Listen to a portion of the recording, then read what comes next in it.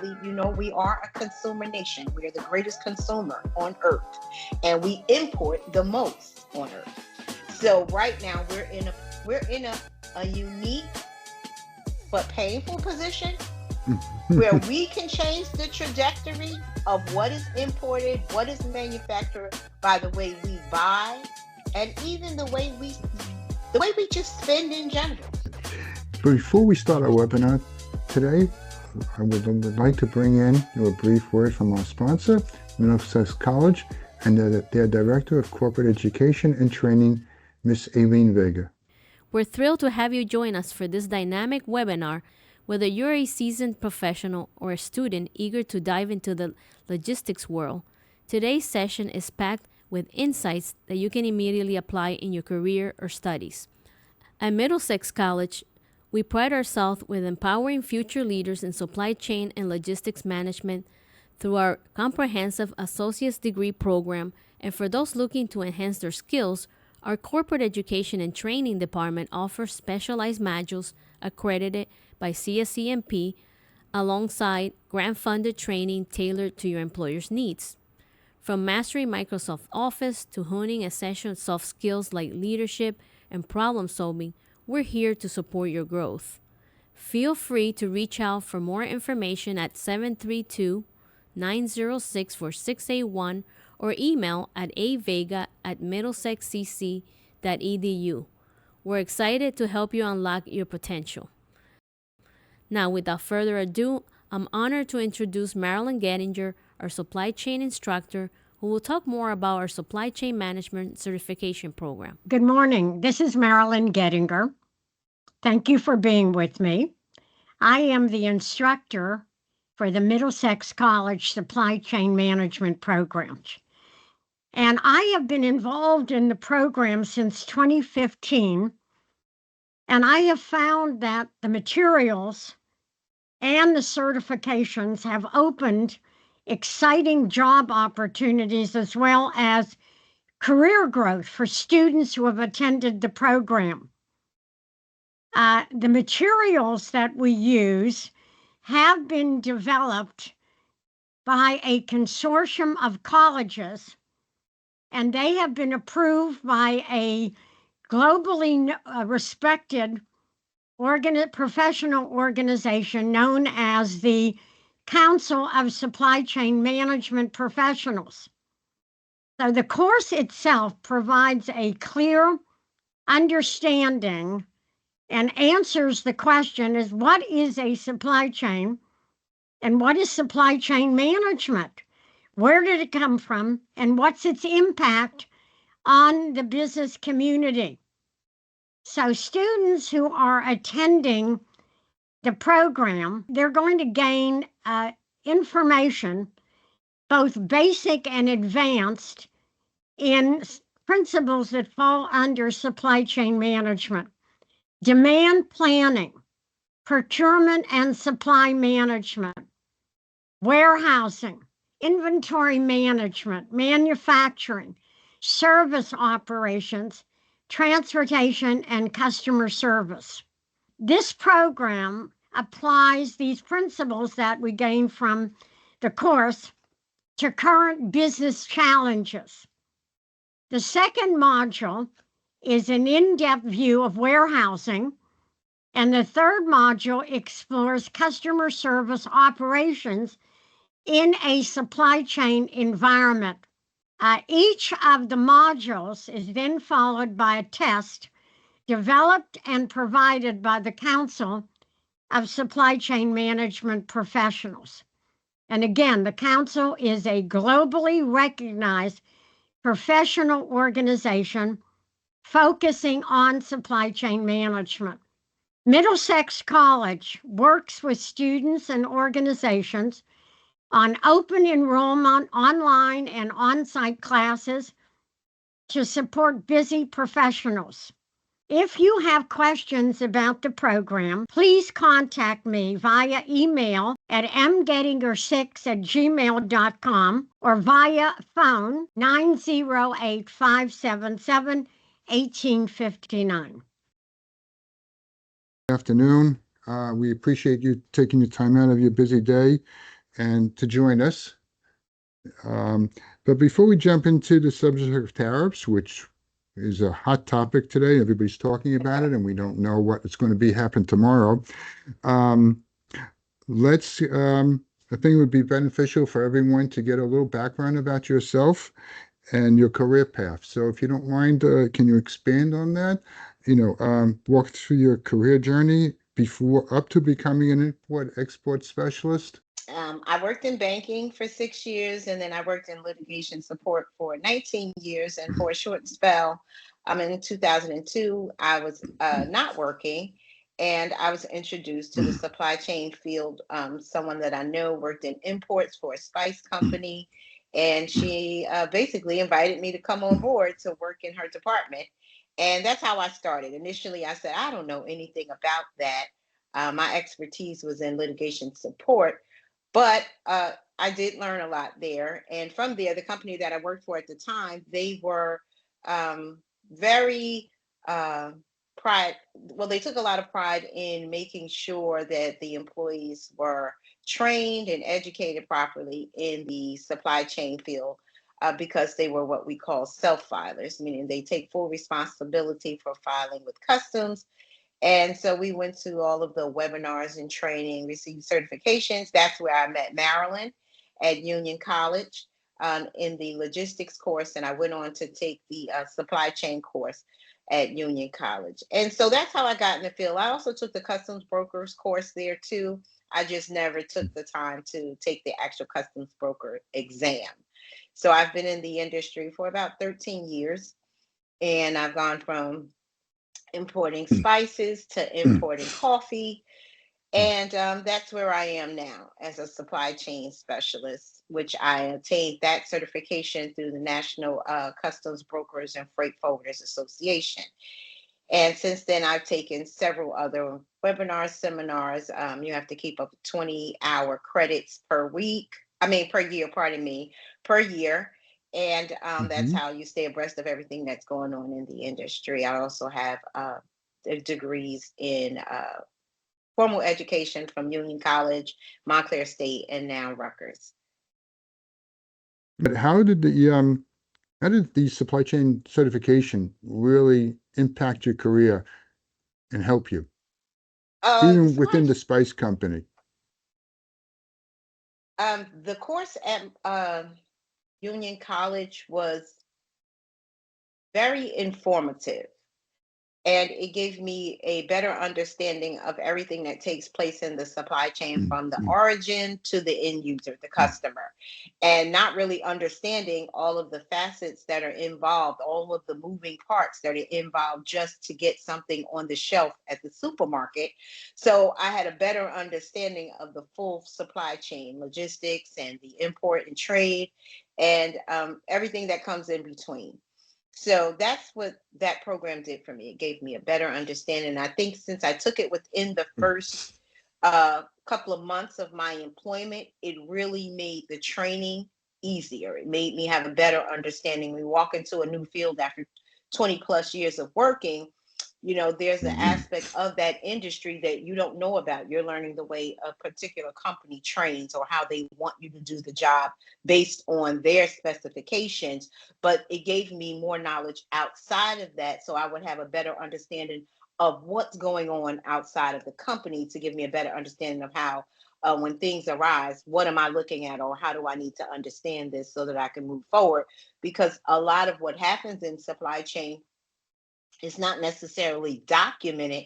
A lot of it is learn as you go, especially in the import export. You can find some webinars and seminars, and maybe even some online courses for it. But basically, because it's constantly changing, you have to constantly change with it. And I believe that's what was so important with the logistics program with Maryland, as also with the customs, the supply chain program that they had at Union College. I'm not sure if they still have that, but those were strategic especially as someone new to the industry. They were vital in my education. Very good. Thank you. No, that impacts it very well. So in your position now, I know you're with a coffee company now, but um, your responsibilities as an import export specialist, um, you can describe what they are, and if you could break it down, if they were different between the spice company and the coffee company, or the Yes, same. they are very different, and that's working for two different importers. And first, whether they have the capability or they are registered to file their own entries, or if they're Mm, sole reliant on brokers. The first company, the Spice Company, they were registered to file their own entries. They had backup mm, brokers for, something that may be out of the norm, where we may have needed some broker influence. And we basically got away from that when they hired their own customs broker for compliance. And then we were fully self-sufficient from beginning to end. We had our own trucks, we did our own warehousing, we did mm, everything from soup to nuts from beginning to end. So whereas with the coffee company, they're reliant on brokers. mm, So they mm, don't have filing status of their own. It changes the game in the way that you're more self-reliant on trucking companies, you're more self-reliant, more reliant on the brokers, and it kind of takes away some of the your decision making because you have other outside partners. So when I worked with the self filers, although my responsibilities were much greater in the sense of what I had to do day to day. I had to file entries, I had to file ISFs, communicate with customs, FDA, clear documents. We had to do everything that a broker would do. mm. Um, Whereas with the coffee company, I don't have to do that. It's more of just managing the coffee from origin until it arrives in our warehouse, and still dealing with the logistics. You're dealing with the steamship lines, the port, the terminals, the actual suppliers, daily, to make sure everything is moving the way it should. Getting involved in any problems or any delays, as we spoke a little bit about earlier, situations that arise like the Panama Canal situation. So those type of things, I did both at both companies, except that the spice importer, I dealt with all of the customs, all of the partner government agencies, and I was required to go to quarterly meetings in the industry. I was required to do educational training throughout the year, go to the annual conferences, a certain amount of webinars and seminars. They would sign us up um, for various things that they wanted us to make sure that we, knew about. Wow, that sounds. You had a busy So it's, time there. You had a yeah, busy, I busy learned a time. lot. Yeah, Um, but yeah, I can did. you let's I understand that we all overall view, but let's get down try to get down to the nitty-gritty. What was your typical daily day like? From whatever 8 to 6 or whatever it was. What did you do during that time Um, span? the first thing that most companies want to know is where is my cargo. So you usually start off um, getting involved with all the steamship lines and the ports to check what's going on with this cargo. So Mhm. whatever websites, whatever platforms you need to use, vessel finder, where's the vessel right now? Some companies want to know that down to a science, whereas Mm, others are just worried about when is it getting to the port here. Making sure we have all customs releases. So you have to make sure you're checking for the status with customs. If you have a consumable good, FDA, Fish and Wildlife, whoever it may be, whichever partner mhm, agency it would be, making sure if you're involved in making sure payments are made, because once we have the bill of ladings, you have to make sure you're paying for the cargo. So all of those regulatory duties that are involved, that's what basically customs specialists, customs coordinators do. And it really depends on, like I said, the filing status of the company, which determine whether you're actually going on custom software, ACE, or if they have their own mm, software and things like that, how involved you are. So it's really set up. So I also handle over the road trucking for what we call spot purchases, or if we're bringing coffee from Mexico or Canada. So those are the type of things. It varies based on what, the means in which the coffee is moving. But it's basically a lot of tracking, and you're acting as a liaison between the company and whatever the partner agency is. Okay. Okay. You mentioned, just to backtrack a little bit about, you mentioned a tool called ACE. Yes. Is that right? Is that strictly for tracking import export? And how does that tie into, your ERP system, whether it Okay. be Well, SAP or, or another system? Well, ACE is actually the custom software. It's the automated commercial software that is used to file ISFs and entries. Mm. And that's what the background software is for most other softwares like Descartes. Those are the softwares or the platforms that are used to make the customs entries. Um, as far as software, both companies that I worked for had their own customized software. So they didn't use SAP or Oracle, or now they have Microsoft Dynamics or Mm. Workday, some of the more modern softwares. Mm. They had their own customized software. The Spice Company eventually went on to, it's still a customized software, but it's a larger brand. It's called NetSuite, which some Mm. importers are using now as a platform to bring in all of their all their moving parts. So their accounting is there, their shipping and receiving is there, and then they try to get as much of the import system in there, which is a little harder because imports deals with so many websites and platforms to track and to communicate Mm. with the other agencies. And you can't just bring those into your customized software. So that's still going to, I believe, will probably always linger out on its own, which kind of Mm. also affects the way the rest of the company views the import and export, because there are things and moving parts that they won't see and probably won't understand fully, or maybe not want to understand. All they want is whatever the product is so they can get it to the customer.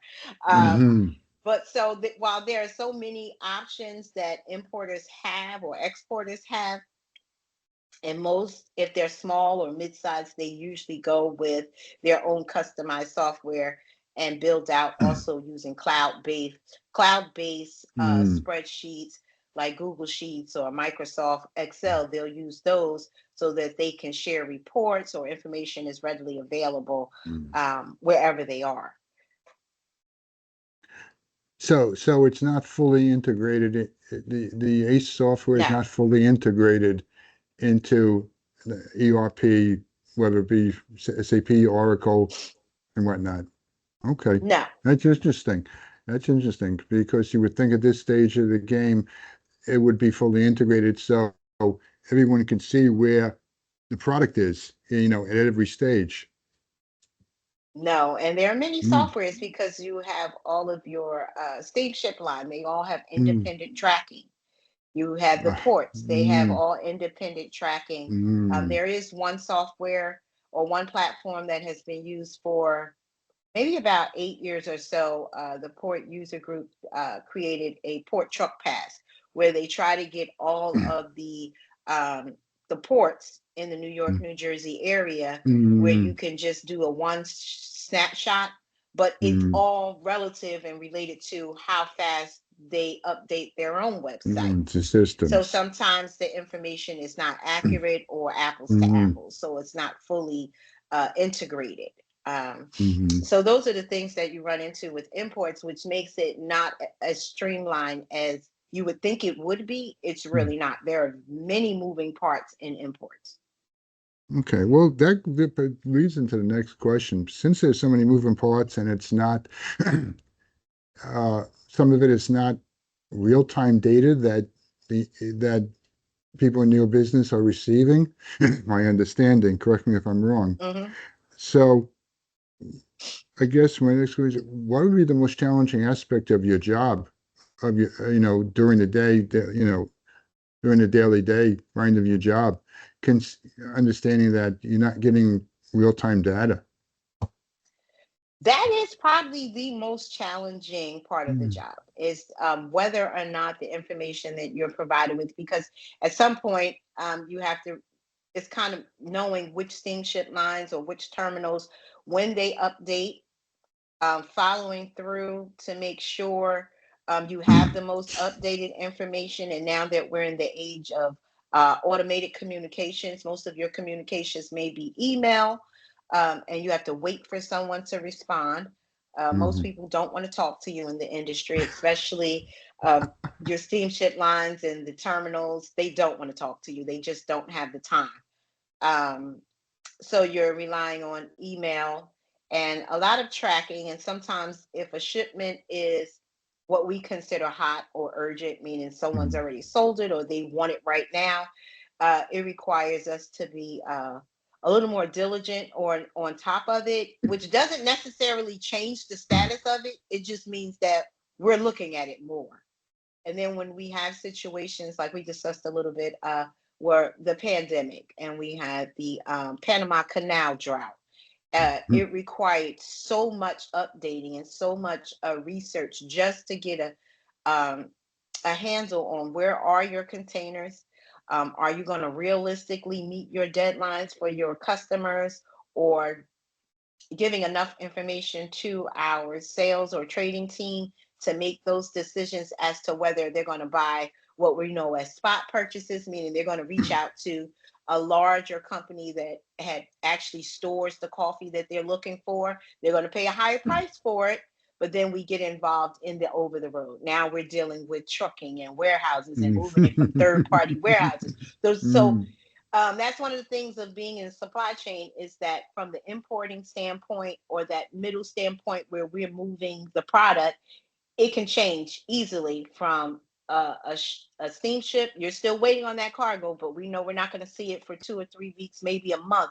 I know we had some shipments that sat in the Panama Canal for 2-3 months, not moving. And the steamship line sometimes would just take away whatever ETAs they had on it, because they really couldn't predict when it was going to get on a vessel and move. And so then we're moving that same shipment, but now we have a new shipment that we have to move from one warehouse to another. And that could be moving from Texas to New Jersey. It could be moving from New Jersey to New Jersey, but it could be anywhere in the United States where they have found a better price just to get coffee or spices that they need right now for a customer. So that's probably the most challenging. And then probably trying to get our sales teams to, at the end of the day, they're buying and they're selling, right? So what happens in between that? Okay, it's kind of like, yeah, okay, we get it. But so it's always trying to communicate the best information you have that will at least satisfy them, or maybe they have to make another decision. But there are many things that are in the supply chain in that particular import process that are out of your control, that you're trying to always juggle and make it in your control. Wow. Yeah. Challenging. No, that's one of the to tell you the truth, that's one of the reasons why I'm in supply chain for a long time, but I never wanted to go into import export. I have enough problems with inventory management and warehouse management. Right. Right. They have their own problems. That's right. Right. Anyway, but that leads me to, that's great. So saying all that, and that's a big chunk of an issue here, but saying all that, Giselle, following that, what would you say was your biggest or most important accomplishment for you and the company, let's say the coffee company or even the spice company, under those circumstances, with the pandemic or the Panama Canal, or both? What was your biggest accomplishment? The biggest accomplishment, I guess living through it, making it on the other side would be the biggest accomplishment, and staying in the industry. I think not being frazzled. Mm. and understanding that these things will happen, and how do you navigate. So every day is an accomplishment when you end the day well. And although you may not have been able to provide 100% current information on every shipment, if you're able to provide the best information available on every shipment to give the better picture to those who are going to make decisions as to whether they are going to wait it out, or if they need to go ahead and buy a spot purchase, or change the shipment, or ask the customer, do they want to buy another coffee or another spice in place of that. So I guess for me, what's rewarding, or what can be the greatest accomplishment, Mm. is communicating well so that better decisions can be made. So for me, that's what it is, because we can't always, like, Mm-hmm. we couldn't go put water in the Panama Canal to make the vessels move. But can I give you the best information I have every day, based on when you need it and how you need it, to make it feasible for you to make your decisions? That would be the greatest accomplishment in those type of situations. Are we getting Mm-hmm. to the detail of it, and are we able to relay that to anyone who needs to take that information and make other decisions to meet the needs of the customer? So, with that perspective, what advice would you give to someone starting out um, a career in import-export, just as you when you started out? What advice would be the best advice you can give to someone? I would definitely tell them to take personal responsibility for the knowledge that they gain from the industry, not just the company they work at, because that's what changes it from a job to a career. That makes you valuable, and Mm-hmm. make you employable. That you, even if it's not at that company, you can go to another company, because you know more than just what that company does. You have an understanding of the industry. How do you do that? You find a program like I found at Union College. You look for now, I mean, now more than you could 12, 13 years ago. You can find so much information on YouTube, where people are taking the time to give out valid information about the industry. Take your time to decide whether you want to make this into a career. Because one of the things I've learned that has been very rewarding in the supply chain is we are part of the global economy. We are a part of the international political economy. Doesn't matter if you're looking up data on a website every day. If you're doing that job to the best of your ability, understanding that it matters to how we're going to get food and products on our shelves, then you'll take a different perspective of what your part is in our economy, and what a difference it makes to some of the countries we import from, because their economies may not be as developed as ours, but we're making a difference because we're buying their products. And that's very real in agriculture, especially coffee and spices. We make a big difference because we import these products, and it puts food on the table for them. So when we change the perspective, and that's one thing I had to look at as I learned how to clear FDA. What a job. How I learned to get black pepper or red pepper or sage off of FDA holds, and it made me respect the industry in a way that our quality team at the spice importer would always say. He sleeps well at night knowing that he has put together a great quality team to make sure any spices we receive and any that we sell will not cause someone harm. So that's Mm-hmm. another part of the industry, regulations and making sure we're taking care of the product that we're going to put out for our consumers. So just being a part of that and changing the way people look at from a job to a career, and then taking the initiative to learn about it. If you don't know what SCAT codes are, maybe the person that's training you, they're just going to say, oh, the SCAT code for this is this, or the port code is that. But you don't want to keep asking that same question every time you get to a new steamship line or a new trucker. You can find that on the website. You on websites, you can search. So it takes, if you're new to the industry, it really takes your own initiative to really learn about the industry, how you can advance and be successful in the industry. So it's far beyond the actual company you work for, and it's more about being a specialist in the industry itself.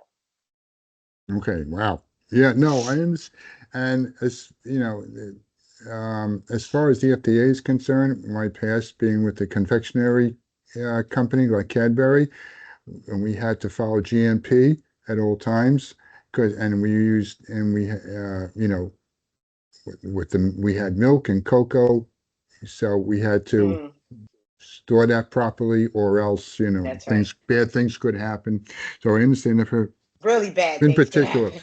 I understand that particularly. So if you can expand on the skills and qualifications for the job, are there any drill down to the actual skills and the qualifications for the particular job? I think that As would be I helpful. am always one who believes in good communication. You Mhm. have to be a good communicator, whether it's in writing or verbal. You have to be a good communicator. Um, you have to be detail oriented. You have to pay attention to details. The slightest wrong information can cost the company thousands of dollars. It can cause the company to be, we consider it a hit list, but we know you can be on a hold list. You could be on an audit list with customs, FDA, any of the partner government agencies where more of your shipments are being held so that they Mm, can review your documentation. They want to come into your warehouse or they stop your containers at the port. I mean, we know we have a certain amount of exams. And then if we think about exam sites, that's a whole nother part of the supply chain where people can go into that field also. But there are so many things that are required of you just to simply communicate properly and be detailed. Being able to navigate websites, being flexible, but also knowing you have to be knowledgeable. And much of that requires you, like I said, to do your own self training or to look for programs that you can be trained in. It requires okay. you most of the time in imports, you are going to have to type. You're going to have to be able to navigate different websites. So you have to be very comfortable with the internet. Um, Mm, and if you have to be able to learn different softwares. You have to be very mm, flexible. So you have to be computer savvy. mm. Okay. Now, just want to say that I appreciate um, you sharing with us your background and career path, and being patient before we get to the actual topic and some what many consider tough questions about Mm, tariffs. So yeah. So here we go. Uh, the recent tariffs imposed by the U.S., how has it affected your work and your industry? In particular, now the coffee industry as a whole, your company and other coffee companies. well, the first thing is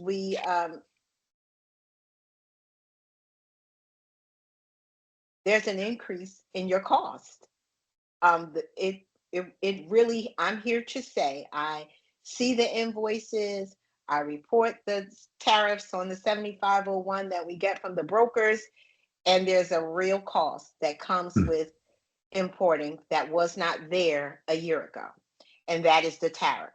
Whether it's a 10% tariff, a 25% tariff, or 50% tariff, it's now on your duties or it's included on your 7501, which is the form that is filled out when you file entry to bring the product into the country. Mm, What okay. is so alarming is to see that um, that total grow as a separate line item as they created a cloud-based report so that we can all see it. What are we Mm, now paying in tariffs that weren't paid a year ago or 2 years ago? mm, Coffee and spices are typically duty free. green coffee beans and spices were duty free. So Mm. for companies that operated as duty free, meaning they only paid regular charges that are involved in importing, but they didn't pay a tax on it, so to speak. If we're talking in just terms for the average American, they didn't have to pay a tax, so they didn't have to uh, put that cost on their buyers or the consumer. So to see, just say, coffee and spices are much more expensive, or were at one time much more expensive than coffee. Whereas a container of coffee, a 20-foot container, may be $150,000, and now you see that cost with an additional 15,000 if it's from a country with a 10% tariff, or maybe it's additional $75,000 because it came from a country with a 50% tariff. Mm. If we don't believe that that's going to hit the consumer, then we are not being honest with ourselves, because Mm. the companies that are importing, you can't keep that cost to yourself and still stay in business. It's not realistic. Mm. So what I found that is, and even at the company initially, companies were trying to absorb that cost strategically in hopes that they would go away, or they would be reduced, or negotiations would be made, and only for us to be, I believe the initial tariffs started in April, and here we are in October, and they've only Mm. increased. So Mm. now we're passing it on to whoever the company's customers are, whether it be, if it was the spice company, you're talking about larger food chains and distributors. And for the coffee company, you're talking about your mom and pop shops that handle Mm. gourmet coffee. Who's going to pay for that? It's going to be a direct cost, as we talked Mm. about earlier, it's going to be a direct cost on that person that comes in to get their morning coffee with their bagel. Mhm.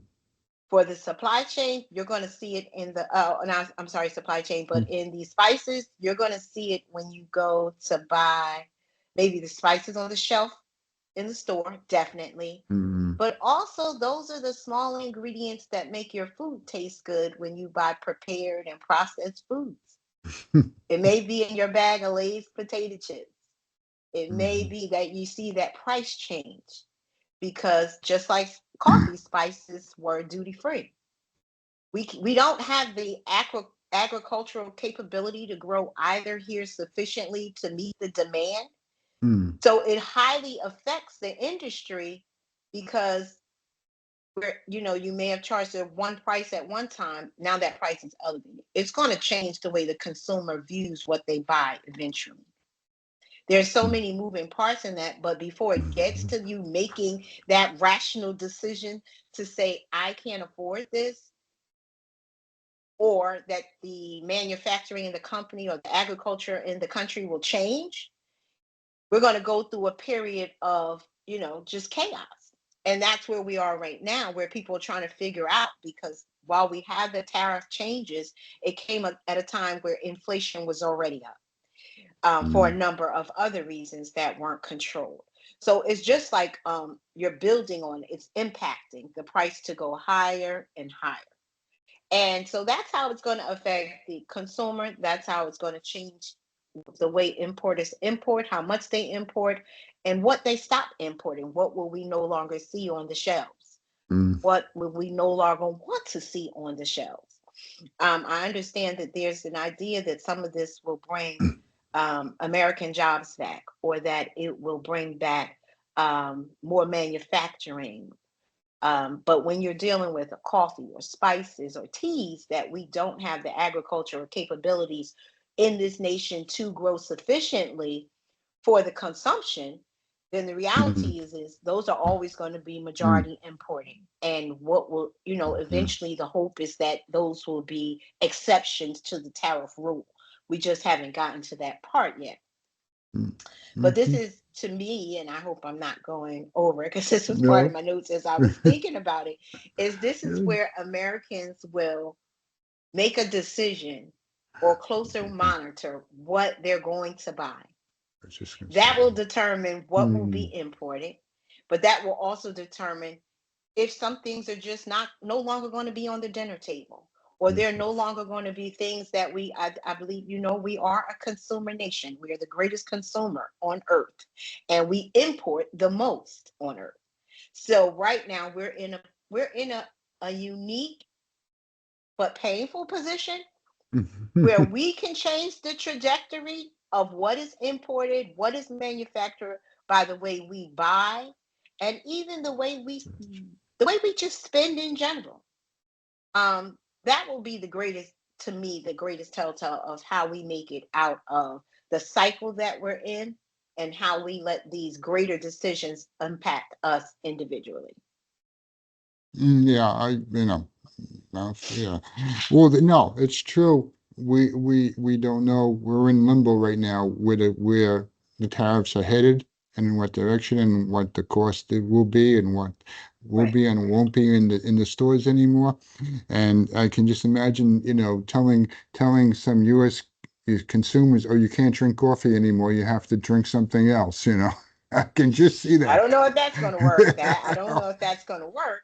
But Well, like we said, people will being a make little other changes. Right. I'm just being a They little may not go for their facetious. gourmet coffee. Yeah, I'm just Right. being a little So, facetious there, because yeah, people like their morning coffee, so to speak. So, saying all that, absolutely.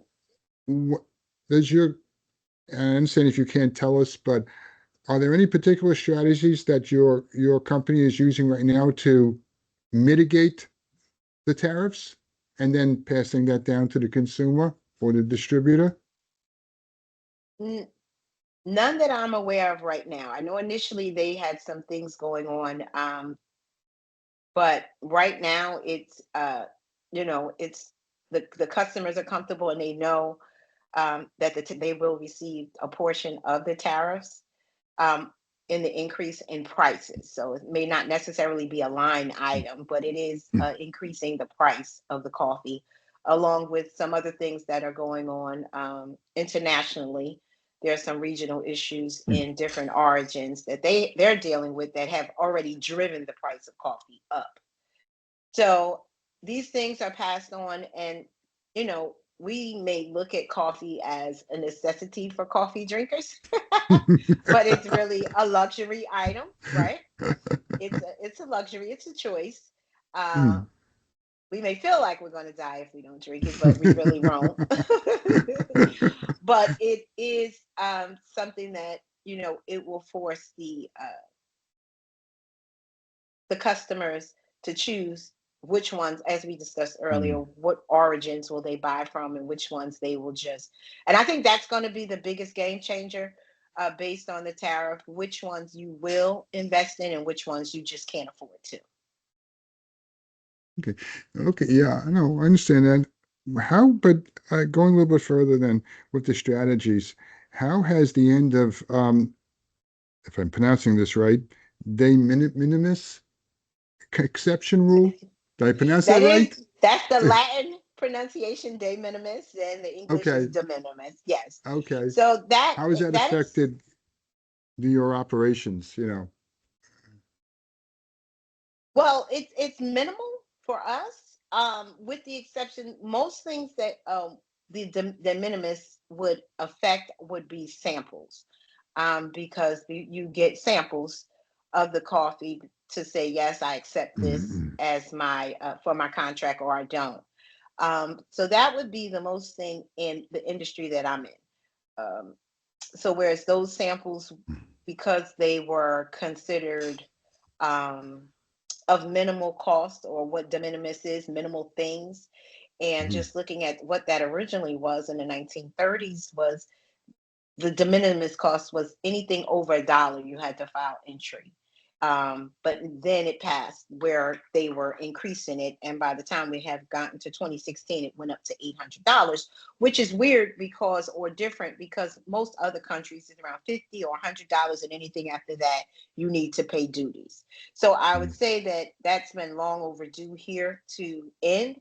But the de minimis for a company such as the one I work for is probably only going to be relative to samples. And still, the duty itself, if you have to pay it because it's for commercial purposes, would Mhm. be minimal.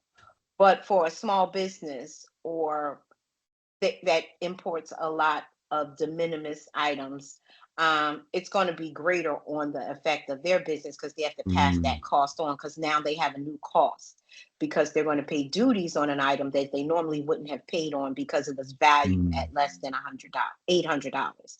So now that there is no de minimis, that means no matter what the cost is, you have to file entry and pay duties if that item is a duty, a item with a tariff mm, or a duty on it, which right now everything has a tariff. So now mm, that just doesn't go away.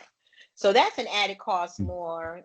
For some companies, that will be a greater cost depending on mm, how much they're importing and for what reason that once fell under de minimis.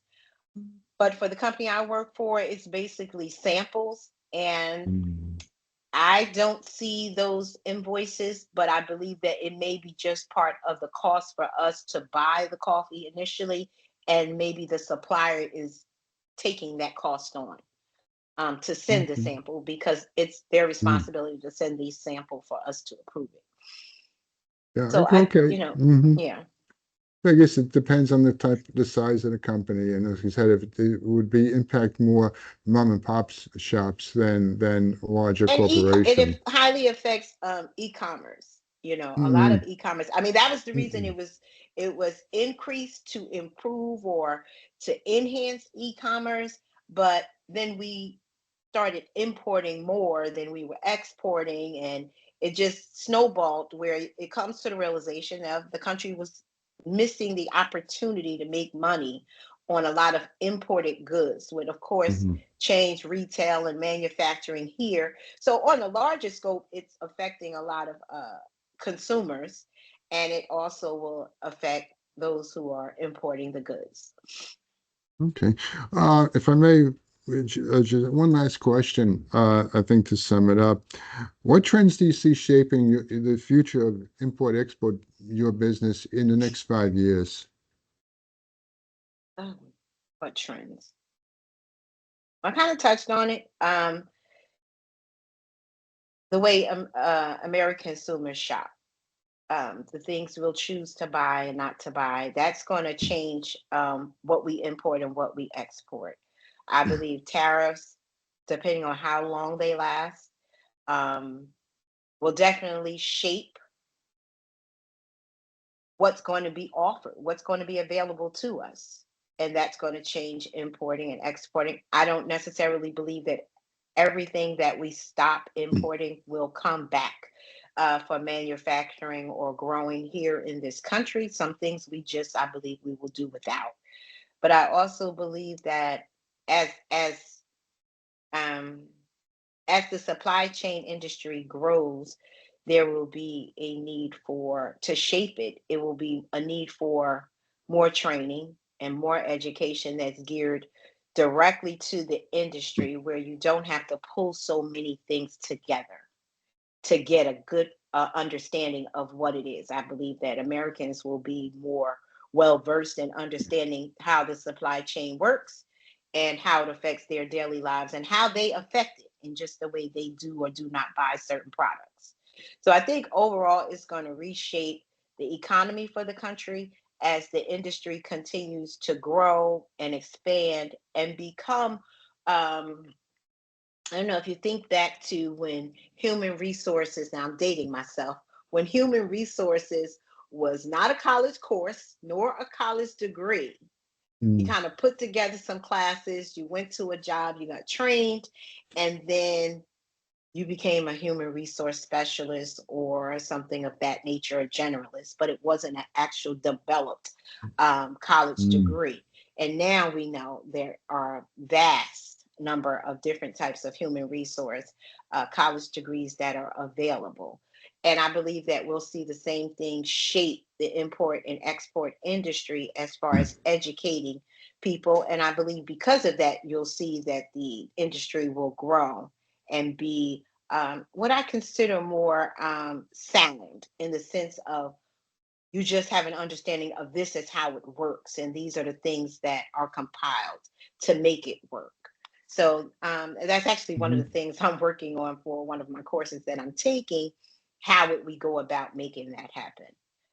in the for especially for adult education, but also making it available to the next generation, high school and college students, that they would, scratch their heads and wonder what could this industry, what could it offer me, and what could I offer it?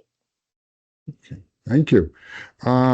Sorry, Giselle, but it appears that we've run out of time, reached the end of our time together. But I do want to thank you for your time and your patience and your wonderful responses. It will, I'm sure our city audience would take those to heart and run with them.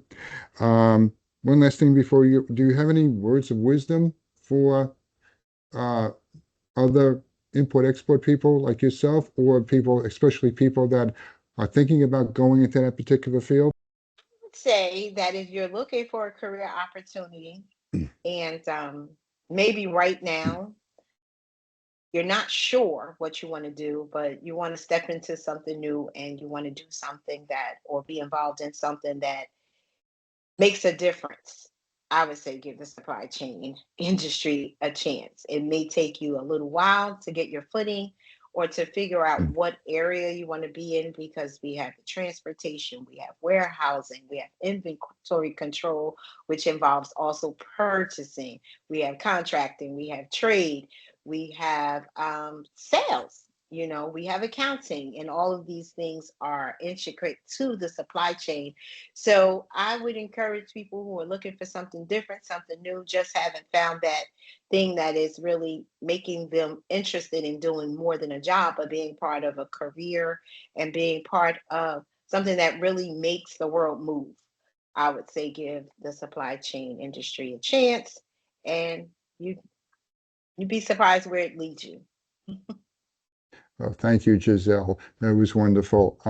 Hopefully, people will heed your advice, especially people that are thinking about jumping into import-export and the supply chain. Again, unfortunately, we're out of time. Again, thank you for taking the time to joining us. I greatly appreciate it. I also wish to thank our audience for their time and participation. This is Professor Stuart Rosenberg signing off, hoping to see you in the future.